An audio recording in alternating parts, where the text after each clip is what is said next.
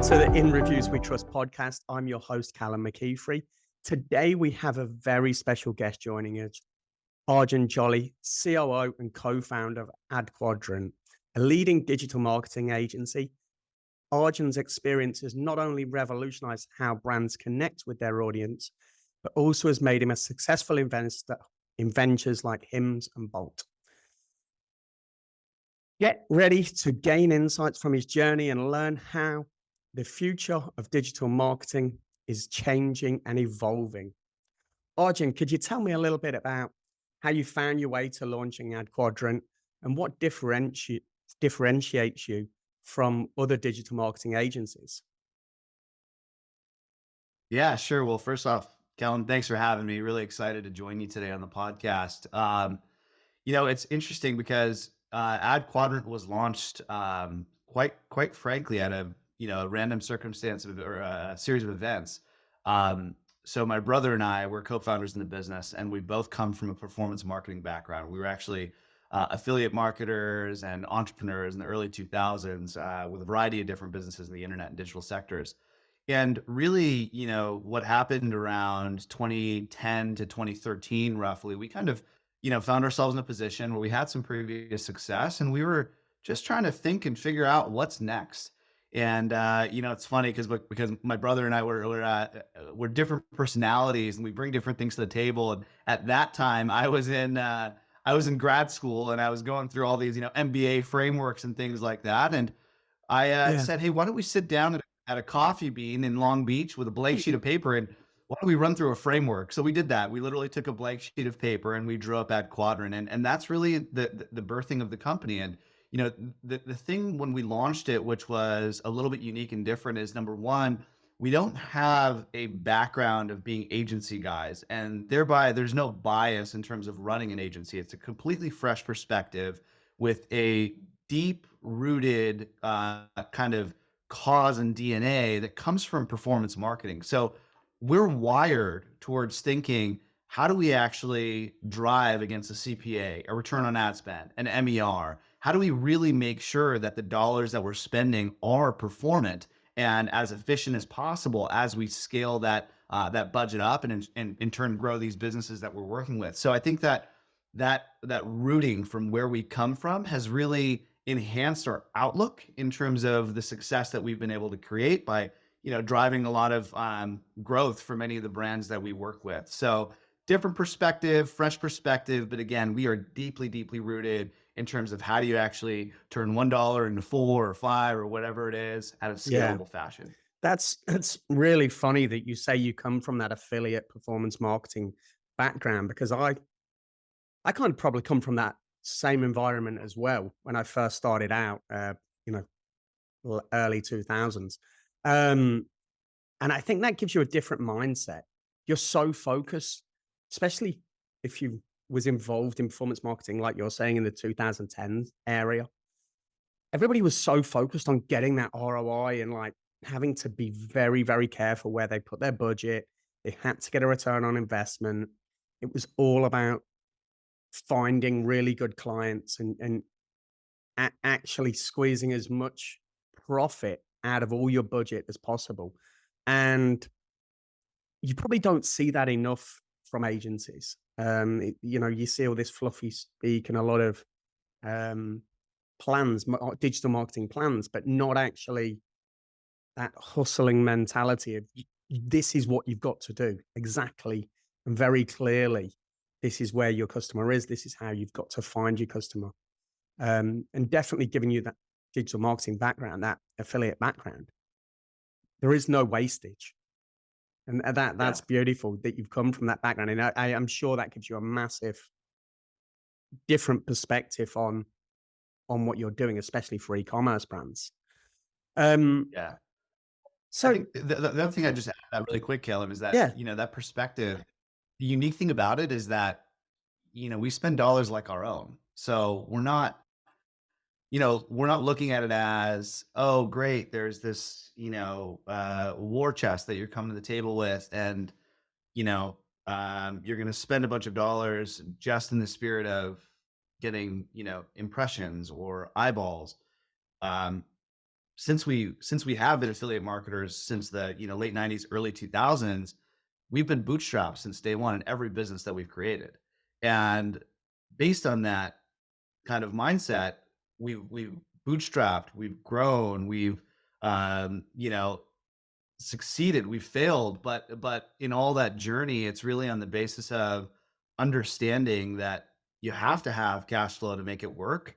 And there are certain times and circumstances and businesses that you can acquire customers at a more expensive rate than you normally would, but there's a longer tail strategy behind that in Yeah. terms of, great, you're going to pay more now because CPMs are up, but your long-term strategy is, if you're going to acquire more, at a higher cost on the front end, how do you enhance your LTV? How do you enhance AOV? How do you really make sure that it's still going to pan out at some point? Or even if you're doing it at a break even, where your competitors are trying to do it at a profitable rate, that might yield just your ability to capture greater market share. So I think that Yeah. the key is when you look at that kind of performance mindset, there's times where you run fast, no different than when you're going to the gym. You're gonna lift hard, you're gonna sprint, but there's times where you slow down. And I think the key in marketing is conscious effort,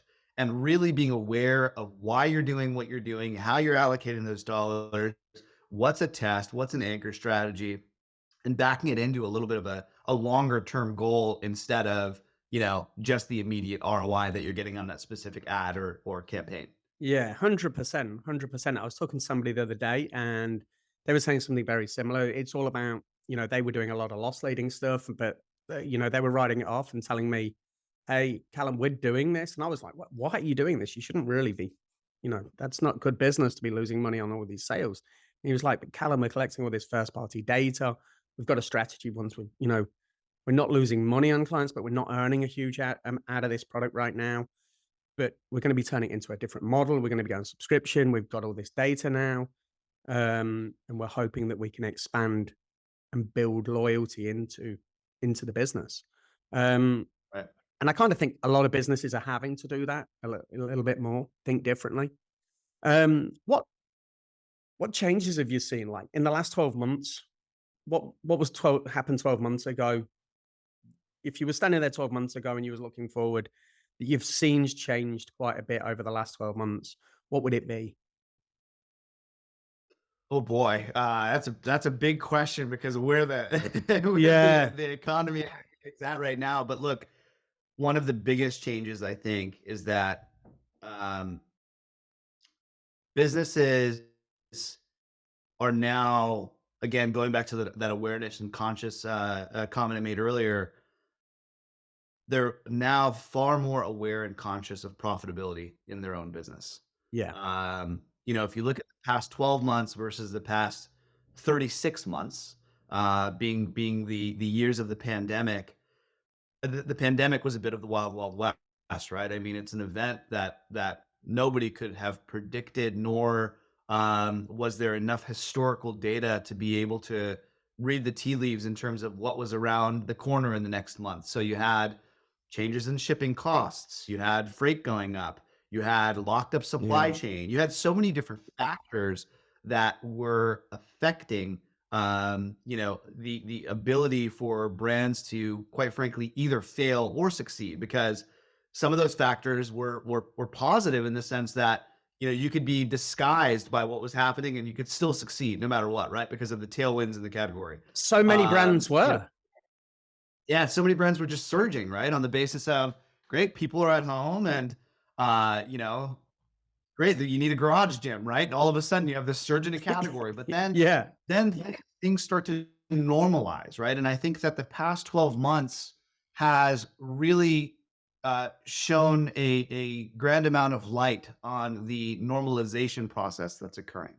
Um, and that normalization process is now causing a greater level of focus on profitability of businesses, to make sure that, the over investments that may have been made, or overly aggressive tactics that may have occurred over the past 3 years and now normalizing. Growth rates are normalizing. And then now you couple this normalization with the massive opportunities for efficiency that are being created by AI, right? Yeah.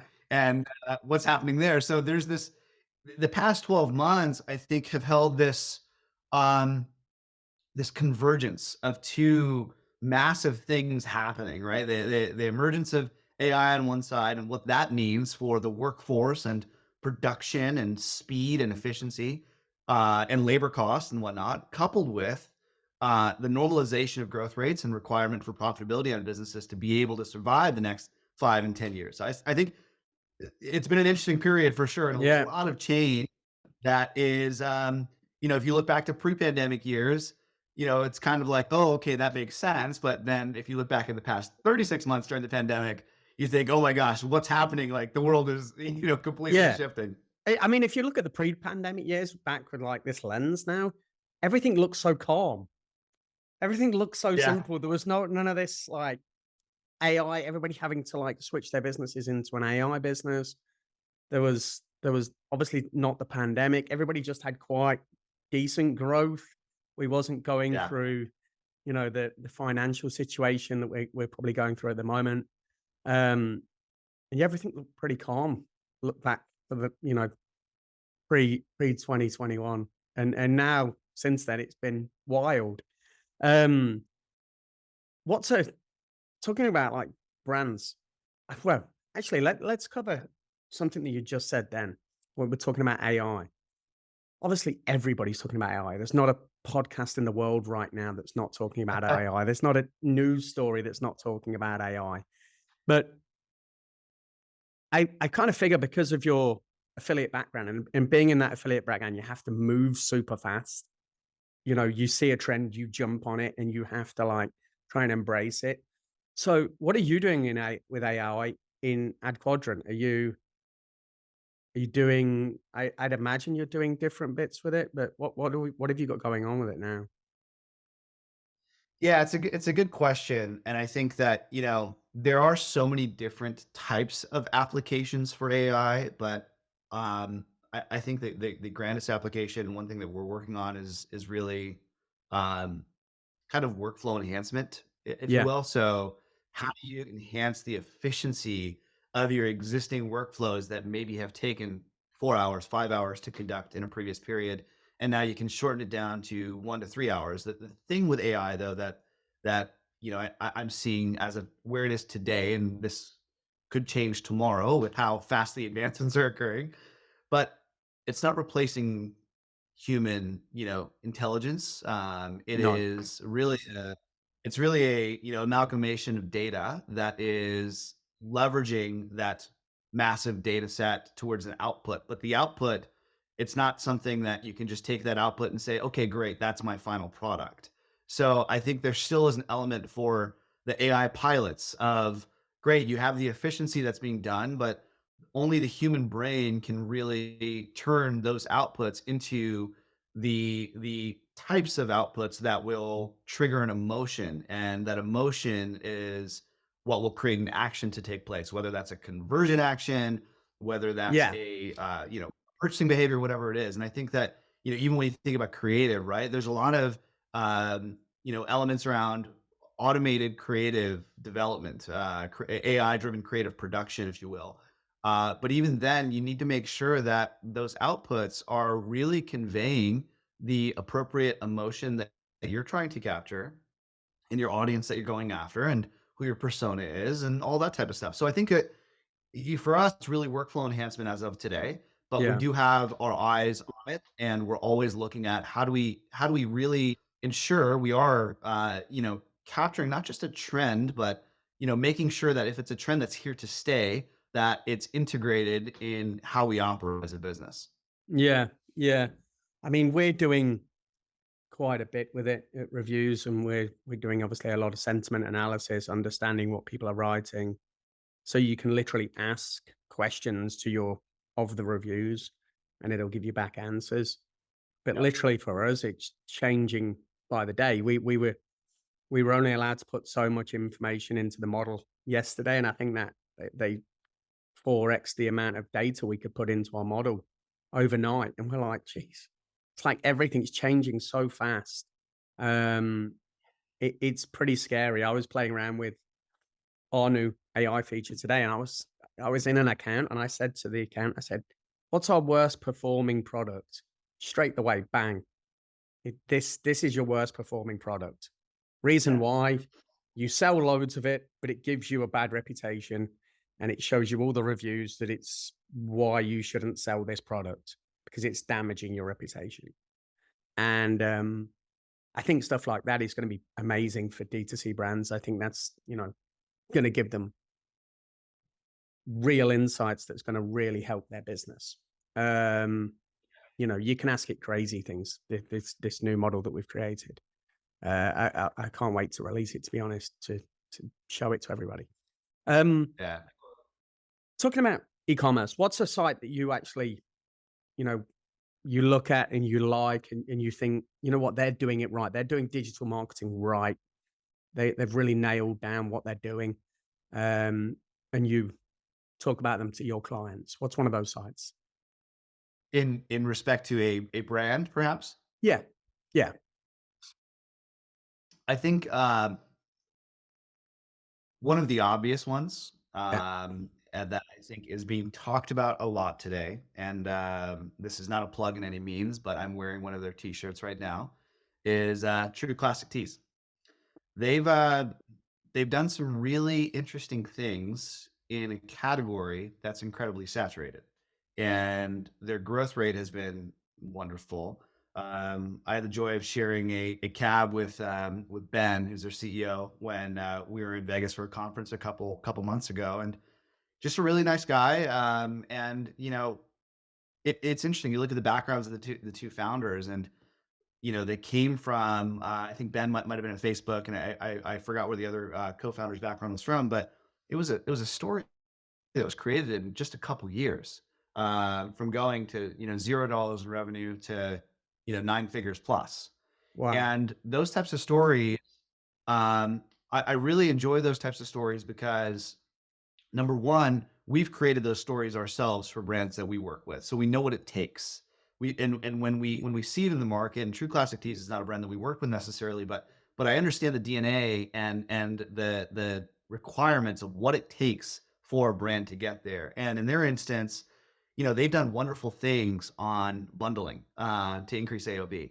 Like if you look at their site, I don't even know if you can purchase a single product. You're gonna get walked in somehow, some way to buying 5 t-shirts, no matter what. Like whether it's 5 t-shirts, 5 polos. I mean, I ended up buying a package of like 7, and they're nice shirts, and I enjoy them. But it's you think about it, and it's like they're t-shirts. There's so many other t-shirt brands out there, right? Yeah. And you couple that with the fact that they've got an incredible creative strategy. So, Callum, you're a dad. I'm a dad. The emotional trigger that got me were all of their ads about dad bods and how it's going to make my dad bod go away, right? So, okay, great. You got me emotionally. You know Yeah. my persona. The products are good products, and then now you're going to couple that with a complex and enhanced measurement and incrementality strategy. So there's a combination of, in a series of events between creative and measurement and even supply chain and Yeah. AOV Yeah. and conversion rate and all those different things. I think that they have done a good job of making those things come together. And there's a brand that we created a similar story for growing them from 7 to 9 figures in D2C revenue in about 18 months, and it was a similar type of thing. It was all of these kind of orchestrated efforts coming together to really make that impact. And that's an example, again, of a brand I think that has done a good job of it, and for them, I think they've done a good job of it publicly because they're out there telling their story as well and educating other e-com founders, which is really wonderful to see. Yeah. I think that's definitely grown their brand. Obviously, you see them everywhere because they're out there talking a lot. They're out there talking about their brand. They're out there talking about how they create their brand, and then other people talk about it. It's just a brilliant process for them. It's the building public process. So when you something you just touched on there is like that you were talking about, the dad bod, that being a segment, and then you've got the other bit. They've got so many segments to their marketing. How important is it? So if you had a new client come to you, how important would you stress that segmentation is to them? Getting those segments right every single time and understanding their customers. Because I see so many brands, D2C brands that are coming through and they just don't seem to understand who their customers are. They don't seem to have that understanding of really, this is this is who my customers are. This is this persona. This is this persona. They don't really got that true understanding. How how do you get that through to your clients that segmentation is going to be key to your Yeah. success? So, um, I think it's going to depend on the client and their intended outcomes, the brand and their intended outcomes. So let me explain. If you're an e-com founder that's running a $1 million revenue GMV e-com brand, and you're okay with that, that's fine. You're going to be 1 million, and that's just the business that you want to build, and maybe you want Yeah. to get to 2 million in 10 years.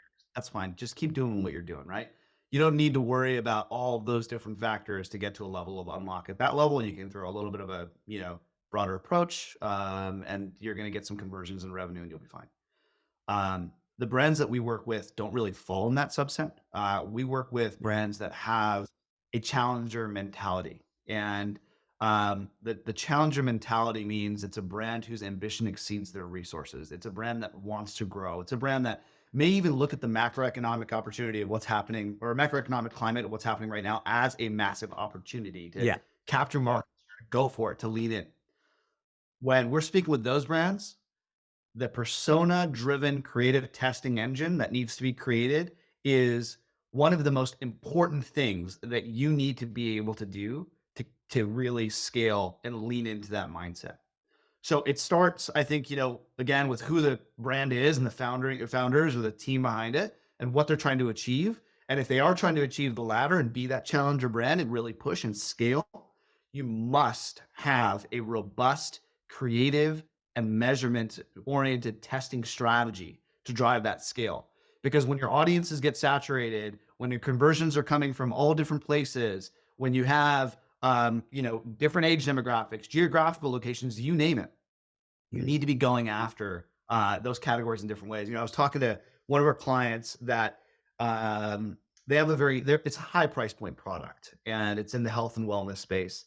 And the interesting thing about that is, you think about the health and wellness space, there are trends and there are fads, and a lot of people are talking about saunas and cold Yeah. plunges and all that type of stuff.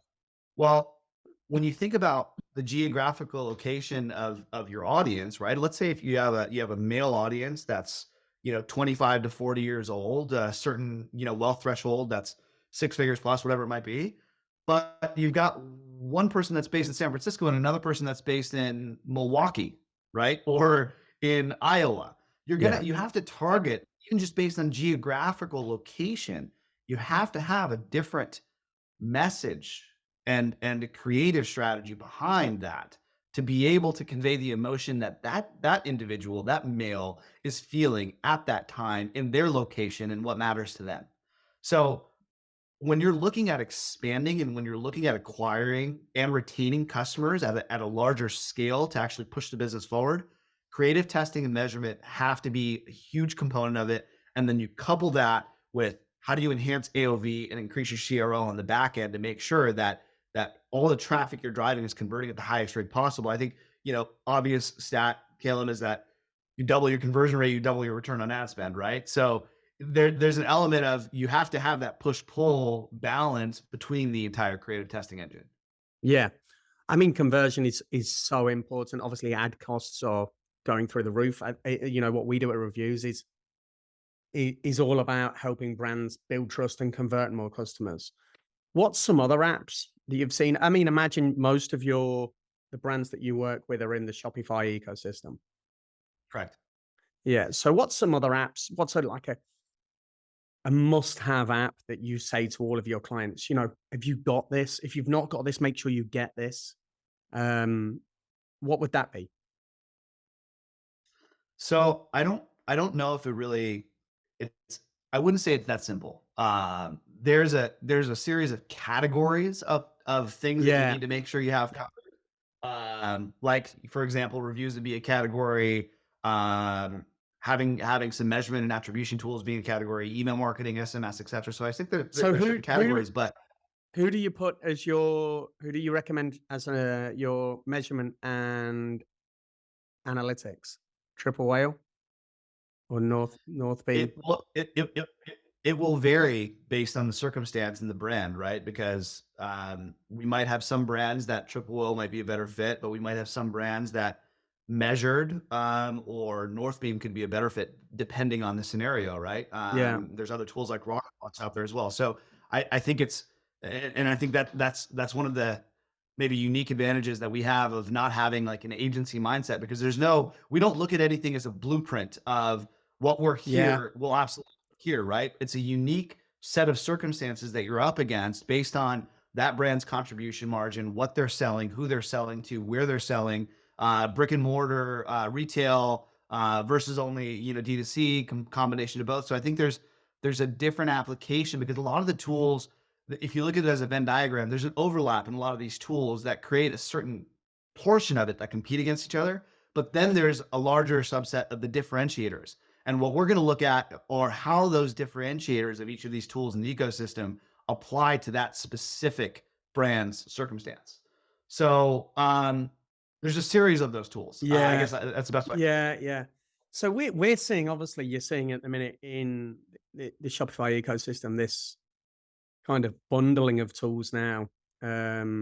Brands that really did just one product and now rolling out more and more. So you've seen Klaviyo going Right. SMS. Apparently they're going into the review space. They're looking at loyalty. They're looking at everything else. You've got Yotpo, which has expanded their offering. You've got SendLane just added reviews. Everything Yeah. seems to be expanding, becoming the app of everything. What's your thought process on that? Do you think that these giant apps are going to be the winners, or is it going to be these?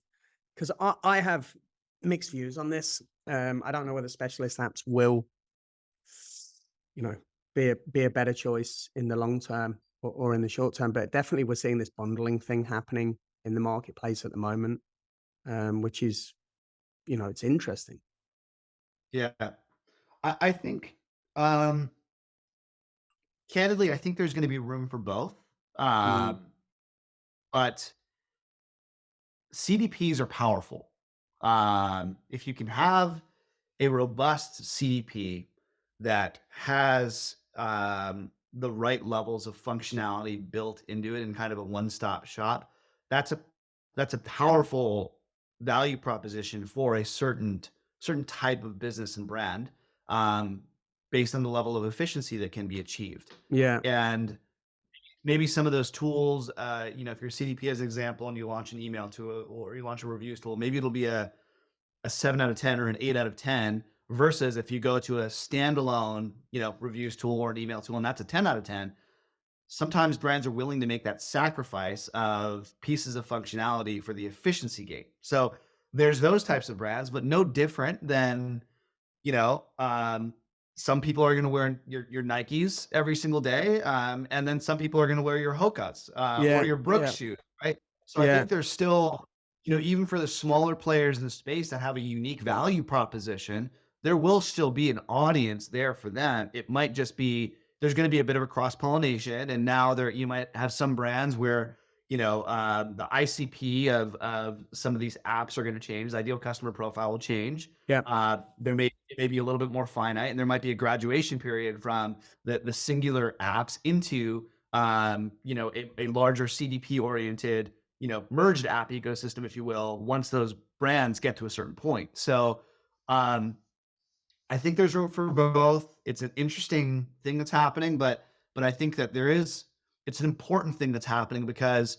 when you're a brand and you're scaling and you're focused on your business and supply chain and customers, the less you have to worry about on some of these other elements, the better off you can focus on making your business and your product itself the best it possibly can be, which great marketing starts with a great product, right? Yeah. If you have a shitty product in the first hand, it's going to be very difficult to get that out there and get the appropriate reviews and whatnot going. So the more that brands and founders can focus on that product itself and make sure it's the best it possibly can be for the personas they're going after, that's great. And the rest of it, if there's an efficiency gain, I think there's an opportunity for that as well. Yeah, definitely. Definitely. Yeah. And my mind is completely open on this. I mean, we've expanded. We now have a loyalty and referral solution, which we've built, and we have we're looking at expanding our offering, but it's such a complex thing to do, and whether it's the right move or not. So we're just testing the waters with a couple of things at the moment, but we're very focused on the reviews portion of the business at the moment. What over the next 12 months, what are some of the biggest challenges that you see e-commerce brands facing? It's a good question. It's one I ponder It daily. yeah. So I was thinking about this the other day. You've obviously got over the years we've had crazy Black Fridays, and I think the last Black Friday was the first Black Friday where numbers didn't go up on the previous year before; they Right, stayed flat. right. How do brands adapt to get the most out of Black Friday? Have you started planning Black Friday for your clients? What strategies should they be putting in place and thinking about now to get the most out of Black Friday in 2023? Yeah. Well, so yes, we have started planning for Black Friday. We start very early, and there's a different set of strategies that are deployed on the basis of you know again the individual brand, whether it's a heavy promotional strategy or it's a front loaded strategy where you deploy your campaigns earlier to build your cookie pool and capture email addresses and just do all that type of stuff earlier on. Maybe it's not a direct purchase, but it's a different level of engagement that you can basically leverage a little further down the road. So I think that's going to be a huge component this year. But I want to go back to your original question around really the next 12 months. And as I mentioned, I ponder it daily because it's a really important thing. And here's the thing about it. I've talked to a lot of different VCs, investment bankers, brand owners, 8-figure, 9-figure brands, etc. And the sentiment that I'm hearing and seeing today is that 2023 is a wait and see year. It's a wait and see year.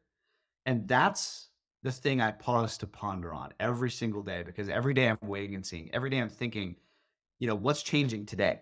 Like you look at the US based stock market. Yeah. I mean, what the hell is going on, right? One day it's up, one day it's down, one day it's up, one day it's down. There's no rhyme or reason. Obviously, inflation's still, what it is, but you look at the macroeconomic indicators and where things are there, where things are looking there, and then you look at the changes in discretionary income and what's happening there. You look at the rise in HELOCs of consumers and individuals pulling money out of the equity in their homes because cash is different. Yeah. You look at the amount of layoffs that are happening, and not only the amount of layoffs that are happening, but more interesting is how the duration of time on market for individuals to find a new role.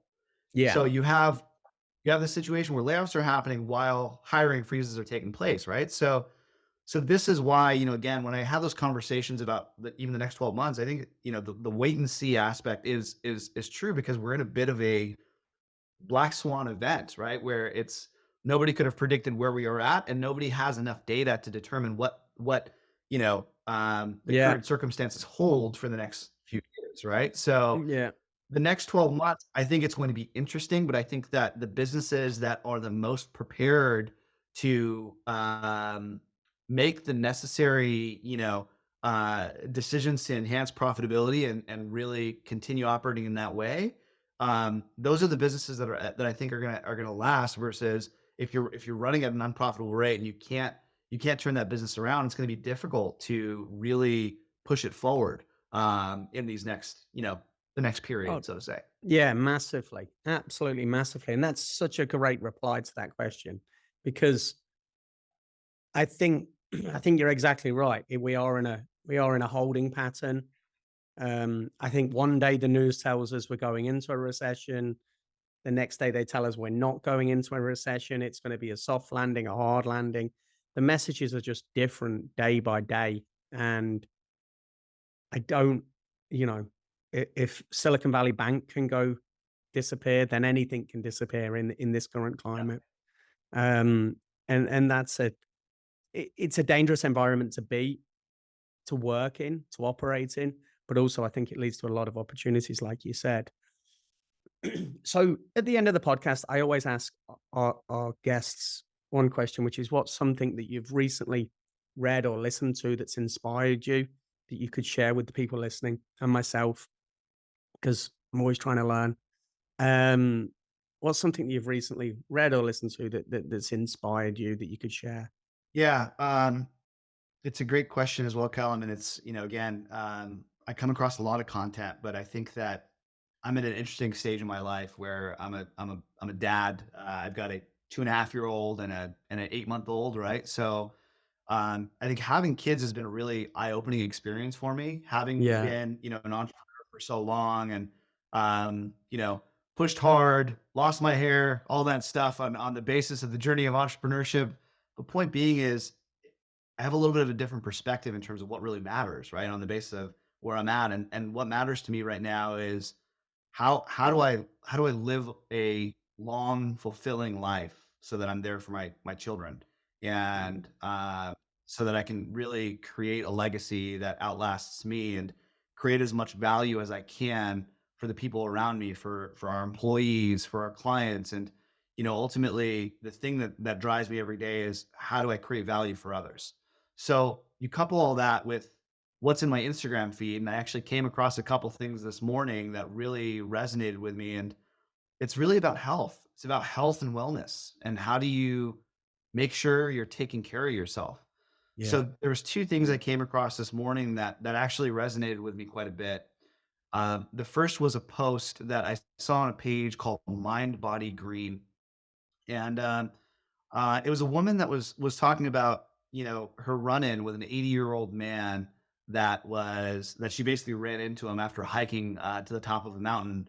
And her and her friend had cycled up it, and he was walking and just completely energetic and ready to go. And she asked him, "Well, what's your secret?" And his secret and what he said is, um, I walk 3,000 miles a year. I walk approximately 6 miles a day. And the interesting thing, about that post is she was talking about how the fact that, like, you look at the previous generations and what you can learn from them. And there was no Orange Theory fitness or like crazy high intensity thing going on, but it was just walking. It's the simple things Yeah. that ultimately can change your life, right? And I think it's those simple things that turn into consistent and repeatable habits that can really impact the longevity of your life and impact your well-being and your daily aches and pains by just simply moving. And I think that you know it's something that really resonated with me because we're on the computer so much now that most businesses are remote or in a hybrid workforce. We're at home or in an office where it's not, again, the pre-pandemic way of working. It's difficult to even remember to get up. Yeah. And it was just an important reminder for me to, just say, hey, you know what? It's okay to unchain yourself from your screen and take a call while you're going for a 5-mile walk. Nobody's gonna, be upset that you're not on video for 30 minutes while you go for a couple miles and just get your blood moving and your body moving. So, just one of those things that for me in the stage that I'm at, it's an important reminder for me around what really matters. And health is wealth. Health is 100% wealth. And it's so crucially important to do whatever else you want to do in your life. Yeah. 100%. 100%. One thing, right. So honestly, what you've just said, I'm so much on the same page. Um, I was actually walking my son today, and my baby, he's 4 months old, and I was taking him for a walk earlier, and I always have one AirPod in. You know, when he falls asleep, I'll listen to a book or listen to a podcast. And I've started reading the book about it's the Almanac of Naval Ravikant, which is Naval on Twitter. The founder of Opinions, Angel List, and various things. And I don't know whether you've read that book or have listened to that book. So amazing. It is literally what you're just saying there, which is, you can have, wealth, and you can have all of these things, but if you've not got your health and you're not moving and you're not keeping your mind busy, but as well as keeping your body busy, then you're going to fail. And there's no point being a rich old person who can't move, basically. 100%. And it's a really nice book. It's almost like, it's like meditating while you're walking, listening to the voice of this narrator. It's absolutely brilliant. You'll have to give it a try. Yeah, I haven't read it, but I mean, it sounds like something I need to read for sure. Yeah. Literally, I found it by accident on Audible, and I'll drop the link in the show notes, because it's been a really good book for me recently, and it's really helped me. Arjun, thank you so much for being a guest today. You've been absolutely brilliant. I can't wait for our listeners to hear this podcast. It's going to be a great one. Awesome. Thank you again for having me. Appreciate it. Sorry, I've got a fly in my throat, I feel like. Honestly, thank you, Arjun, and have a great rest of your day. And hopefully we can go for a coffee when I'm in Irvine next. You got it, Callum. Thanks So man. much. Bye.